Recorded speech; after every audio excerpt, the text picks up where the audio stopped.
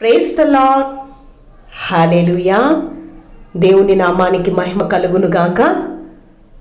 దేవుని చిత్తానుసారంగా దేవుని ప్రేరేపణ బట్టి చదువురాని వారి కొరకు అలాగే అందుల కొరకు బైబిల్ గ్రంథంను చదివి అప్లోడ్ చేయడం జరిగింది.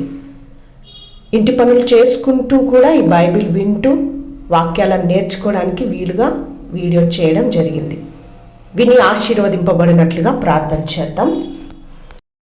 పరిశుద్ధుడా, ప్రేమగల మా తండ్రి, జీవంగల నాయన, నమ్మకమైన దేవా, మీకు వందనాలు, స్తుతులు, స్తోత్రాలయ తండ్రి. మీ వాక్యాన్ని ధ్యానించడానికి వినడానికి ఇచ్చిన సమయాన్ని బట్టి స్తోత్రం నాయన తండ్రి. మా మనసంతా ప్రభువా మీ వాక్యం మీద మాత్రమే, మీ లేఖనాల మీద మాత్రమే మనసు నిలిపి బహు జాగ్రత్తగా, బహు శ్రద్ధగా, భయభక్తులు కలిగి అతి ఆసక్తితో మీ లేఖనాలు వినినట్లు అయ్యా, వినినది గ్రహించినట్లు తండ్రి, మీ వాక్యాన్ని ధ్యానించినట్లు మాకు అట్టి కృపను దయచేయండి. అట్టి మనసును మీరు అనుగ్రహించండి ప్రభువా. ఆత్మచిప్పు సంగతులు వినగల చెవులు, గ్రహించగల మనస్సును అనుగ్రహించండి అయ్యా. స్తోత్రమయ్యా. మీరు ఏదైతే ప్రభువా ఈ వాక్యం ద్వారా మాతో మాట్లాడుతున్నారో ఆ వాక్యానుసారమైనటువంటి అయా జీవితం చేయనట్లు, జీవితాన్ని సరిచేసుకుని ప్రభువా మీ వాక్యానికి లోబడి ప్రభువా విధేయులై జీవించే మనసును మాకు అనుగ్రహించండి అయ్యా. విత్తబడుతున్న ప్రతి మాట కూడా మా హృదయంలో లోతుగా పాతుకుపోయి ప్రభువా నూరంతలుగా అది ఫలించినట్లు మీ వాక్యం మాలో కార్యసిద్ధి కలుగునట్లు కృప చూపండి. చదువుచుండగా మా హృదయంలో మీ వాక్యం మా ప్రాణాత్మ దేహం అంతట్లో ప్రభువా జీర్ణించుకొని పోనట్లు ప్రభువా మరలా ఆ వాక్యాన్ని నెమరు వేసుకొని ఆ వాక్యానుసారంగా ప్రవర్తించినట్లు కృప చూపమని యేసుక్రీస్తు నామంలో అడిగి వేడుకుంటున్నాం తండ్రి, ఆమేన్. ఆదికాండము 14వ అధ్యాయము.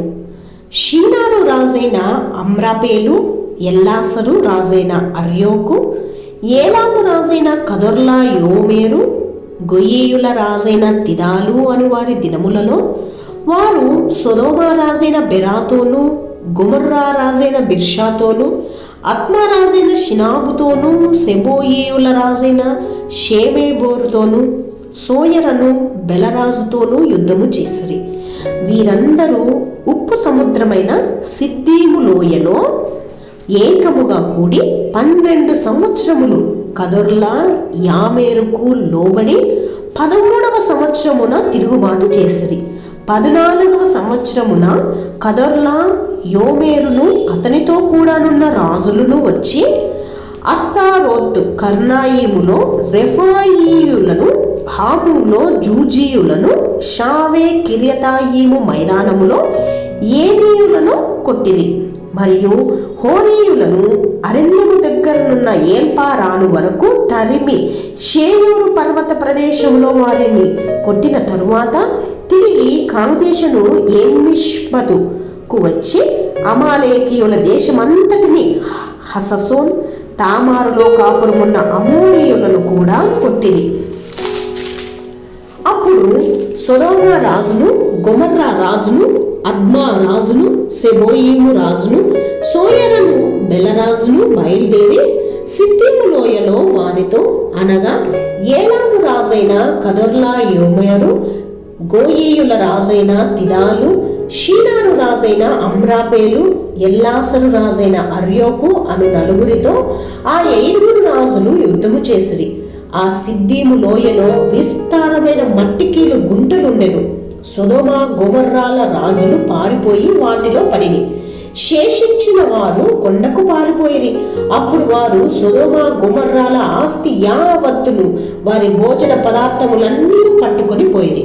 మరియు అబ్రాము సహోదరుని కుమారుడైన లోతు సొదొమలో కాపురముండెను గనుక అతని ఆస్తిని పట్టుకొని పోగా తప్పించుకుని ఒకడు వచ్చి హెబ్రీయుడైన అబ్రామునకు ఆ సంగతి తెలిపెను. అప్పుడు అతడు ఎష్కోలు సహోదరుడును ఆనేరు సహోదరుడనైన మమ్రే అను అమోరీయుని ఏలోను వనములో కాపురముండెను. వీరు అబ్రాముతో నిబంధన చేసుకొనిన వారు. అబ్రాము తన తమ్ముడు చెరపట్టబడినని విని తన తన ఇంట పుట్టిన అలవరచబడిన 310 మండుగురిని వెంట పెట్టుకొని దాని మట్టుకు ఆ రాజులను తరిమెను. రాత్రివేళ అతడును అతని దాసులను వారికి ఎదురుగా మొనలు తీర్చి వారిని కొట్టి దమస్కునకు ఎడమ తట్టున హోబా మట్టుకు తరిమి ఆస్తి యావత్తు తిరిగి తెచ్చి తన తమ్ముడైన లోతును అతన్ని ఆస్తిని స్త్రీలను ప్రజలను తిరిగి తీసుకొని వచ్చెను. అతడు కదొర్లాం యోమేరును అతనితో కూడానున్న రాజులను ఓడించి తిరిగి వచ్చినప్పుడు సొదొమ రాజు అతన్ని ఎదుర్కొనుటకు రాజు లోయ అను షావే లోయ మట్టుకు బయలుదేరి వచ్చెను.